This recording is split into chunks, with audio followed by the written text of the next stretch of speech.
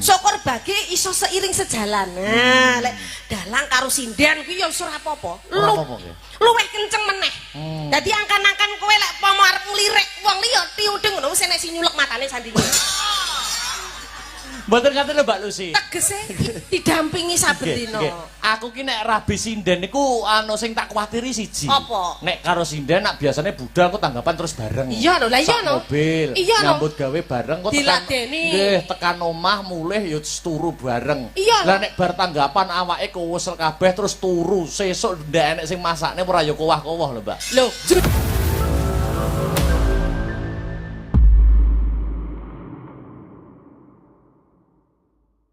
Wilujeng dalu Mbak Lucy. Wilujeng dalu Den Mas Akbar ingkang bagus piyambak piyai kang bagus prestasinya luar biasa asmane nguncara sak nutwantara. Amin. Gantenge ora kok ilok pribadine sae. Piyaine sabar wis pokoke lek ngelem ndak karo-karuan. Nek ngelem Mbak Lucy percaya, nek ngelem kula penonton Sombron niku percaya. Sing semune ndak percaya ki penabuh-penabuhku. Kancamu dhewe. Soale ngerti. Kita meragukan ngono. Kenapa panjenengan tadi di bawah dikroyok ibu-ibu? Kenapa Bu Lucy? Tanya sama saya. Jadi ibu-ibu niku seumuran saya niku mesti hatine padha. Lek mirsani Mas Akbar, duh baguse. Duh eloke. Piyayi kondang duwite akeh. Wah. Ibadahe sae. Wah. Ora tau mambu wong wedok. Lek kene dhewekku lek seurung iki. Piye. Dadi yo cara wong ngono mantu idaman. Ya ta Bu ya? Langsung leres tahu Mas Akbar sampai kula badhe foto mawon mboten anu wau dikroyok para ibu-ibu lah. Itulah wajib kita hargai. Kita seorang seniman, kita bukan siapa-siapa tanpa para penggemar. Betul, nggih. Kita bukan siapa-siapa tanpa para penonton sedaya. Betul. Kita bukan siapa-siapa tanpa teman-teman netizen. Lah, itu semua saling membutuhkan, seiring sejalan berkesinambungan gitu. Dengan mereka fan kepenjenengan, mereka juga memberi rezeki dan berkah. Loh, doa tiang sementen bane iki pasti ada yang diijabahi. Nggih, leres Bu. Nggih to? Lah niku dadi intine nggur matur suwun tok niki setiap pagelaran sing rawuh sementen bane. Niki luar biasa, apalagi Den Akbar ini masih dalang muda. Tapi wis disengkuyung. Yang hebat lagi Piai Sombron. Wis to, dalang dia sing ora mlebu nganjuk. Tapi Piai Sombron tidak lain hati memakai putra daerah sendiri untuk ditampilkan. Tepuk tangan. Astabrata tepuk tangan untuk masyarakat Sombron ya. Khususnya terima kasih untuk Bapak Lurah yang telah membimbing teman-teman semuanya bisa sukses pagelarannya seperti ini gitu. Masyarakat yo berukun estu kula dugi wau sami grap ya semana luar biasa. Sampai niki kula kewareken. Teko niku wis rawon. Ning kene lho pehak aku lho muet diwehi pecel. Sapa sing menehi mau? Mosok aku duwe 3 piring. Aku mbok kira wedhus. Aku ya syukur tak tampa. Lah mari ngono penonton ya ngirimine pop mie. Allah Gusti Allah, peh bintang tamune sapi dikira panganane sak krengceng. Tapi luar biasa lek ora panitia gemati mboten wonten. Mboten wonten estu. Nggih. Tekono niku dobel kabeh 2 piring, heruwe 3 piring. Niku lek mboten gematine wah anu panitia luar biasa saya acungi jempol ora kursi jining 10. Wah nggih. Dadi niki lek seniman niku kadung kopen ora kaya seniman nggih to Mas. Nggih, leres. Tapi lek kadung kere. Nggih. Anten niku tetembungane, seniman ki nek wis kadung mulya ngungguli raja, nek kadung rekoso ngungguli kere. Lah diomongi, iki tenan kuwi. Wis lek ngelem yo kaya mbuh ya lek kadung lek kadung kejungkel ya diidek-idek kaya mbuh. Terus pundi kabare Dimas? Alhamdulillah pangestunipun Ibu Lucy, Mbak Yu Lucy pinaringan sehat kebagas warasan. Wis tak arep-arep tak kira wi lali jenengku. Ora morok setahun. Nggih. Aku iki mendem apa Pi Akbar ya aku yo. Gelak. Tanggapan ra ngelu si Brahman tak dongane angin cos kowe aku. Pak gelak. Tujune ki cintaku kok ya moden kene. Nggih. wis plek karo Pak Lurah. Nggih. Asmane Pak Lurah le. Nggih. Agus Harsono. Ngerti ya? Nggih. Tegese Agus Harsono kuwi nek tegese menurut bahasa Jawa dan bahasa Arab sama. Pripun? Agus itu tegese bagus, baik, lelaki yang baik, lelaki yang berpengaruh. Nggih. Lelaki yang bisa dicontoh. Nggih. Seorang pemimpin yang iso pinunjul lah. Wis pinter piyai kene milih Pak Agus. Nggih. Cocok karo asmane. Pak Agus Lah, nggih. bener. Terus jenenge Mudin sapa? Pak Toifur. Aku jane wedi lek Mudin iki jane. Nyapa to dadak wedi, Mbak? Nang ndi iki sirik aku karo Mudin lho, Lek. Kok iso sirek, kok iso pegel nyapa? Ora wedi aku, enggak pegel. Nang ndi-ndi nggawa tali pocong kok. Wis salah tembung sithik nek dibuntel kowe. Salah tembung sithik ditalken kok. Tapi malam hari ini beliau adalah ketua panitia. Ketua panitia. Sing ngundang Mas Akbar Astabrata kan mboten kata lupen kula katut dalu niki matur sembah nuwun. Alhamdulillah.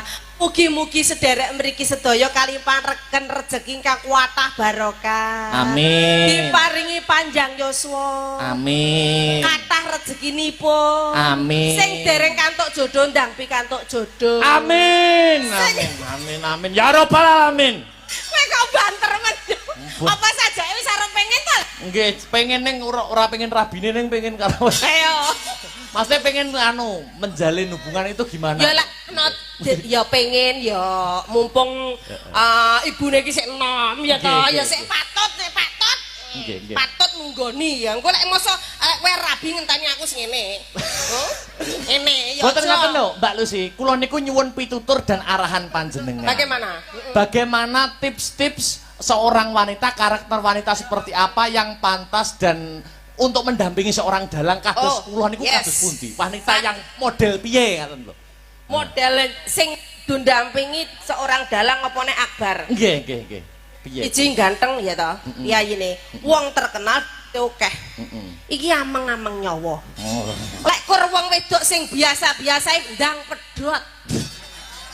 Duwe bojo Akbar iki kudu mentale kuat.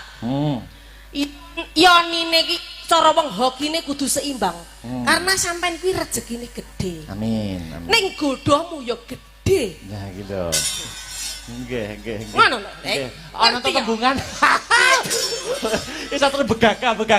Ana tetembungan anu nggih Mbak Lucy nggih. Tekane bondo bareng karo tekane coba. Lah bener. Jadi mengke lek jenengan wis palakrama, kuwi sing mbok gawa ki ya ora ku rezekimu tok. Rezekine bojomu. Nah, syukur sok iki nyapa miku kok mudar. Anu mate. Amit yo sewu. Mudar kok metu. Maksudnya niku ngeten lho. Nyong bojo dalang kudu abot, kudu lembar dodone. Ya. Paling ndak sudah paham dengan dunia seni. Umpama garwamu dudu wong senian, ya kudu mempelajari piye bagaimana toh seorang seniman. Bagaimana entertain. Aku ben aja sok cemburuan. Ya iso cemburu tapi ndelok-ndelok ya. Syukur bagi iso seiring sejalan. Nah, lek dalang karo sinden kuwi ya ora apa-apa. Luwih kenceng meneh. Dadi angkan-angkan kowe lek pomo arep nglirik wong liya tiudeng ngono wis enek sing nyulek matane sandinge. Mboten ngaten lho Mbak Lucy. Tegese didampingi saben dina. Aku ki nek rabi sinden niku anu sing tak kuwatiri siji. Apa? Nek karo sinden nak biasane budal kok tanggapan terus bareng. Iya lho, lah iya lho. Mobil, nyambut gawe bareng kok tekan omah mulih ya turu bareng. Lah nek bar tanggapan awake kewesel kabeh terus turu, sesuk ndak enek sing masakne ora ya kowah-kowah lho, Mbak. Loh, justru itu. Makanya lho sampean tanya. Nggih. Bagaimana Bulusi? Bulusi kados walaupun Bulusi itu melek sampai teko esuk. Nggih. Pagi kopi niku mesti cemawis. Pagi melek motor langsung masuk kantor. Ning kolek jam 1 jam 2 ya tiung. Itu wis wajar. Tapi kalau itu seorang perempuan yang sadar tanggung jawab, wis aja samar lek keluwen. Jenenge jodoh itu saling melengkapi. Ngono le? Nggih. Lah golek bojo apa golek pembantu?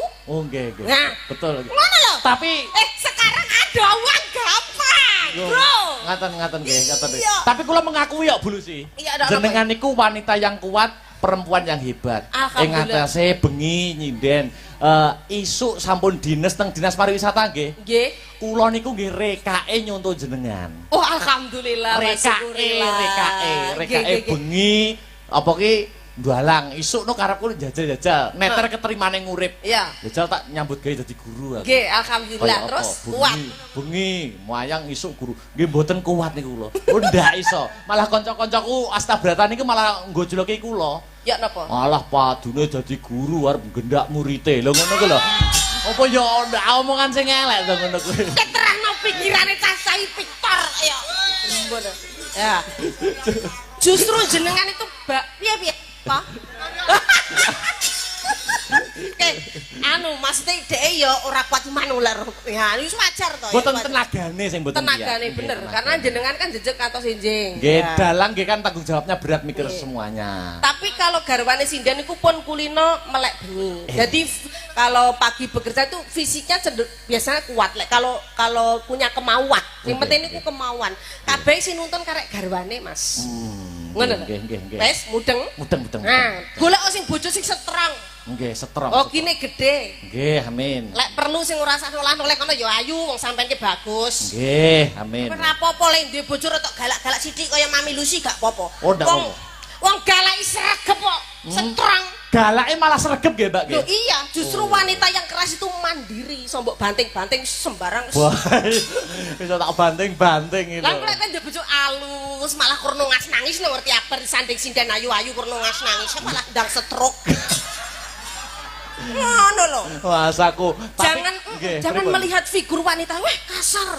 Wah, kuwi cempreme justru wanita yang seperti itu tangguh luar biasa. Luar biasa. Matur nuwun pitutur dan pituduhipun. Wah, sami-sami Tole Akbar. Ndang apa dileksanani mumpung aku sik kroso. Pokoke nek aku sok rabi Mbak Lucy tak undang lho. Harus ikut meramaikan. Alhamdulillah. Wis tak peniki. Nggih, mergi rabi niku prinsip kula niku syaratnya wonten kalih. Iya napa? Kalih sinten. Iya bener. Pinter ya. Iya. Kalih sinten ya lek secara ekonomi pun mapan ya. Pekerjaan iso kaya ngene iku kalih sinten iku mau. Lah nggih niku lho. Makane lek ana apa-apa ya jadi empat. Brone los dol. Kula nek pun mboten kiye. Saja ngruweti sasak. Nggih. Cah kene padane kono. Murite cah Ponorogo kok. Cah Ponorogo rasa kesuwen wong ruwet-ruwet sikat. Iya. Sik. Nah, ngaten niki juga berkat Pak Mudin. Leres dadi malam hari ini banyak request sekali khususnya para ibu-ibu mbisi iku lho. Acara sukses kaya ngene iki sapa to ketua panitiane? Iya. Piyai sing gagah perkoso digdaya ya kuwi jenenge Mudin sapa? Pak sapa mengelali aku Toib, Pak. Ayah. Ya kuwi ngono, Mas Toib. Nggih. Menika minangkani pamundhutipun ibu-ibu monggo ingkang karen Pak Mudin, Pak Toib. Aturan jumenawa terpanggung mriki ngrencangi kawula. Pak Mudin tasih lenggah nggih. Wah, aku nek ndak enek Pak Mudin, kula nggih mboten saged dituturi kalian jenengan. Mergi sing ngersakne jenengan nggih Pak Mudin. Masya Allah matur sembah nuwun Bapak Mudin, Ketua BPBD, terus Bapak semua menika karyawan kelurahan ini kelurahan desa. Nggih, Desa Sombron. Desa Sombron. Nggih, mugi saged kinabulan hajate bibar ringgitan murika desane ayam tentrem tambah maju. Para perangkatan diparingi kesehatan dalam melaksanakan tugasnya. Amin ya rabbal alamin. Bisa amanah dalam melaksanakan tugasnya. Monggo Bapak Mudin. Nggih, Pak Toib. Pak Toib dipun kersakaken masyarakat jumeneng wonten panggung. Pun request lho, Mbak. Niki kula mangke Pak Mudin niku nganu ngersakne kali Mbak Lucy niki napa rondo teles atau caping gunung kedua Madiun Ngawi. Moderane modern. Astagfirullah. Ya Allah. Nah iki sing gene muni sae napa sae? Wah. Iya. Akbar iki yo njondok. Tasing sini mori kok. Lek tak mulai. Ndak yo. Kowe ki golekne jodoh kok kaya Mudin to, Nger. Aku kok wedi. Ayo, wedi. Ndak. Anu kok mik. Nggih. Assalamualaikum. Waalaikumsalam. Kula mboten anu Bu. Mboten namung mori. Kula sakniki ngrabekne nggih Bu. Oh, alah. Nek iki cocok aku. Kira-kira lek mboke arep mindo leh ora le. Wonten kathah mriki Joko tua kathah mriki. Wah, iya Joko tua. Joko tua langkut teko omahku ya kerpijet-pijet. Mboten napa-napa, kuat-kuat mriki, Bu. Oh, nggih nggih. Wilujeng dalu Bapak Mutin. Sami-sami. Pak Toib kata Pak Toib itu artinya nggih bersih. Juga lelaki yang baik. Niku dalam bahasa Jawa. Dadi dalu niki nggih sesuai piyayine. Berkarisma. Bersih tapi yo meden. Mboten beto mori kula. Anu lho Mbak Lucy, malam ini Pak Mudin jangan disuruh dalil.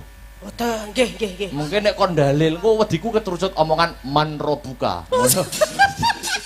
Bareng ngediani Bu Lucy. Kaya ngeten niki dalu niki nggih derek berkah. Niki wau pamurutane para masyarakat sedaya. Kaya apa to acara kok sukses kaya ngene pagelerane? Napa malih niki lho lek ngrahapi, napa nek maringi pasugatan kanca-kanca luar biasa matur sembah nuwun. Sami-sami. Mugi mbot apa nimbali Mas Akbar, nggih ta? Matur sembah nuwun lho Pak Mudin, berkat panjenengan kula saged wonten mriki. Nggih. Pak Mudin, kula wau wedi Bu kalian jenengan. kula nggih wedi. Dadi jenengan wedi, kula nggih wedi. Soalnya jenengan anu cedak kali warok. Justru niku kula niku warok niku namung namine mawon.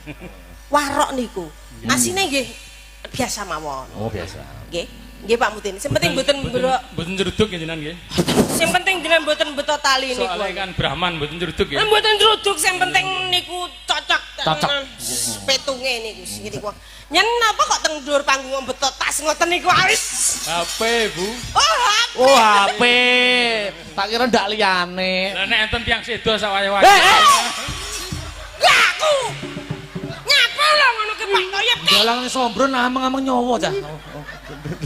Wong ning kene Mang Mas Akbar iki badhe nyuwun doa restu. Mugi-mugi kebuka jodhonipun. Ayo. Oh, mengko sae gek isenene Pan Bu. Ngono kuwi lho sakjane aku ning ndi iki wedi lho karo Mudin nggih. Ngono.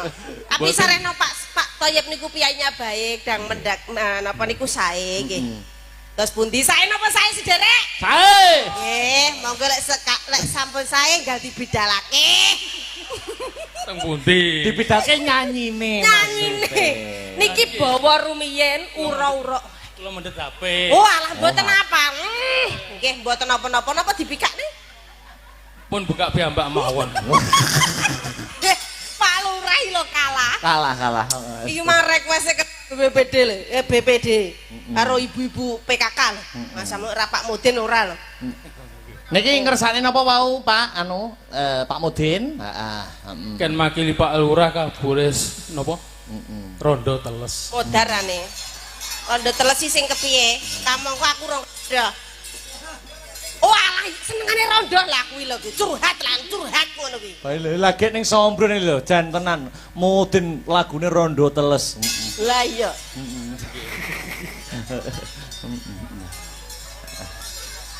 Nggih. Iki lagune iki rondo terus yen awan aku ra doyan mangan. Iki lagune wong arep mati nek. Nggih, soalnya lawuhe gak enak. Ayo kancane ana bulusi aku wedi aku. Sing saged rondo teles duweti. Nggih, saged duweti. Ana di mriki lho Pak Mudin ampun mikir-mikir mengke glundung. Mboten Wedi jenengan seruduk kula. alah mboten cruduk kula pun to lek glundung mboten enten sing gotong. Niki sing saged rondo teles murite bulusi niki. Anak-anaknya iki bulusi. kok bocah manis banget iki sapa? Kono nduk si tak di kono lho. Wae tok mriki Pak Mudin radi mriki. Ah, ngono Pak. Tak mani bojo loro. Ya. Prawan senengane rondo. Jan. Niki kenalan riyen to Pak. Pun sepaneng. Mun sepaneng. Santai mawon. Mobile wonten ingkang kancane yoga kula, Bu. Sawahan daleme. Nggih Alia. Boten. Oh, boten. Klangon, Pak. Oh, Klangon. Sarawis. Paring asma sinten, Nduk? Kula Penny Pramesti. Mbak Penny masih kuliah? Nggih niki kuliah. Alhamdulillah. Semester berapa? Semester 4. Semester 4. Ngeten iki lho Pak Mudin. Pak Mudin. Nggih. Pak Mudin. Pak Mudin sak ndak sabar rondo teles to. Ya ta, Pak Mudin. Lek dalange ganteng, sing dampingi niku kedah sinden sing ayu-ayu dadi aurane wah. Terpancar. Ngeten iki mirsani ngeten iki encok apa genure mati kados lan kurep ical lho Pak Mudin kita. Nggih. Yen Mas napa niku? Lagu? Nggih, lha niku mboten hafal. Oh, Mas, Tapi kula tesih perawan nih mboten. Lah dalah. Oh, Joko kathah Oh niki. nggih. Pesen kula saged mboten sambayar. Kuwi lho bar. Rawan kathah, Joko kathah mboten sah bayar. Joko tuwa nggih kathah. Ya ta kat mau lek sanding aku sing dipromosekne Joko tuwa, Duda tuwa. Sing nem enten apa mboten, Pak? Wonten. Wonten. Ini sensus penduduk. Yo, Randa tua, jajal coba kayak ngapa?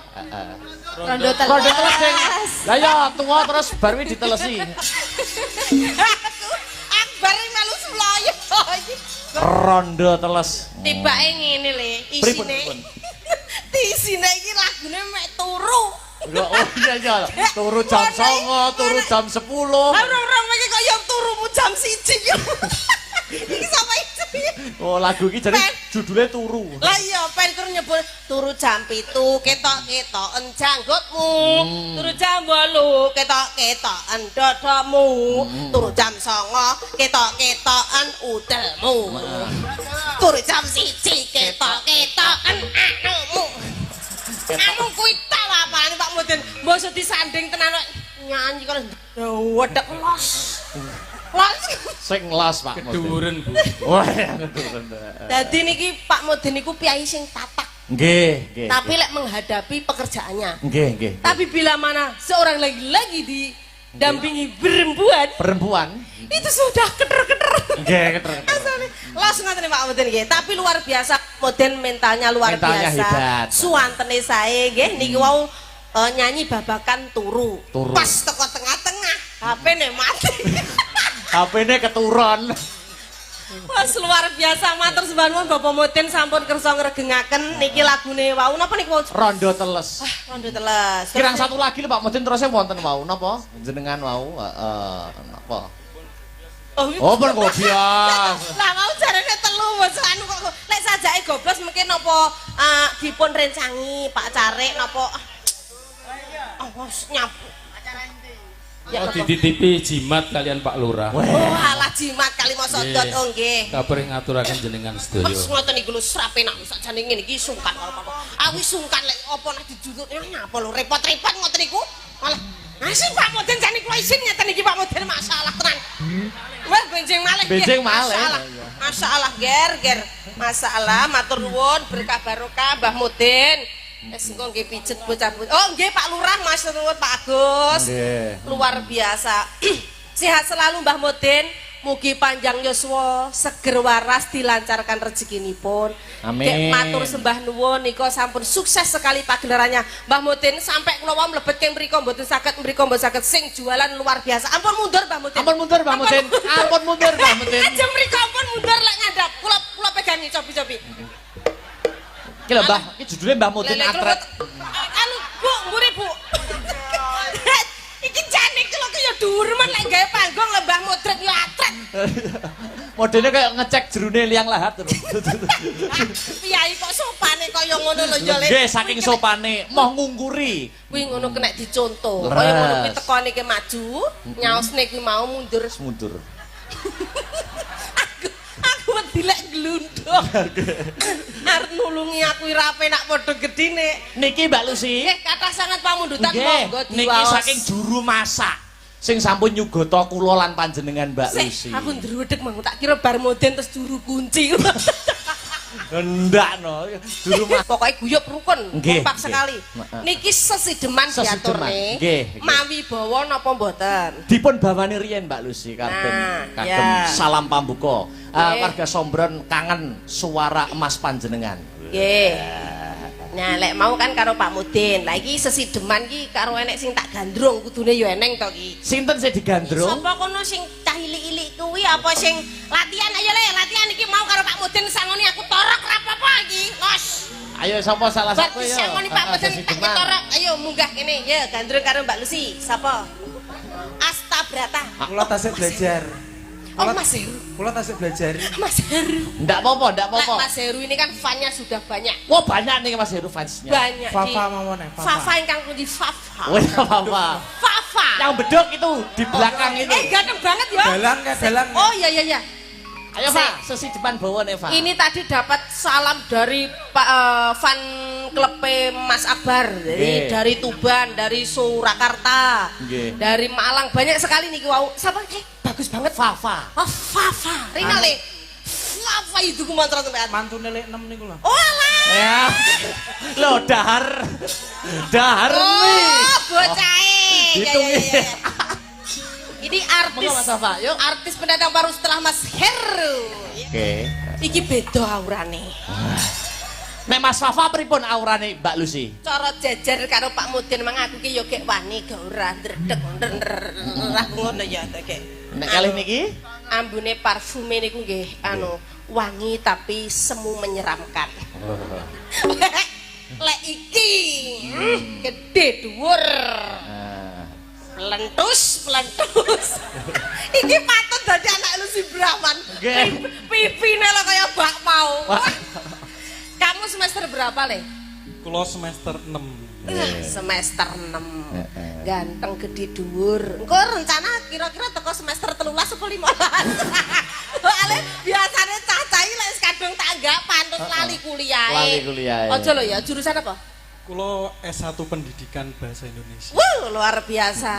Bahasa Ini Indonesia. di tak kira diisi Surakarta. Mboten, niki Unesa. Oh, di Surabaya. Unesa. Oh, di Unesa Surabaya. Wow. Iya, keponakanku kabeh ning kono. Wes, iki sajake kok enek petingane ning kene kok sajake wedi-wedi. Ora apa-apa Le, latihan. Mas Akbar itu seorang dalang. Nggih. Lek ning bawah punya pacar misalkan ya, tapi di atas panggung itu milik umum. Milik umum. Di atas panggung kita harus profesional. Saking milik umumnya kula tawak-tawake. Nyoh. Jadi huru hara. Sampean di sini ya harus ya profesional. Ya. Piyayine ganteng. Calon Pak Guru. Calon Pak Guru. Ya harus berlatih mental ya. Nggih. Iki bawa sesideman bagus. Sapa jenenge Fafa sapa? Fafa sapa terus Ahmad Fajrul Falah. Lho, Ahmad Fajrul Farah. Falah. Ahmad Fajrul Farah. Sapa? Falah. Aku ki lek berarti sampe remale budek. Fajrul Ahmad Falah. Fajrul. Oh iki bahasa Arab. Falah.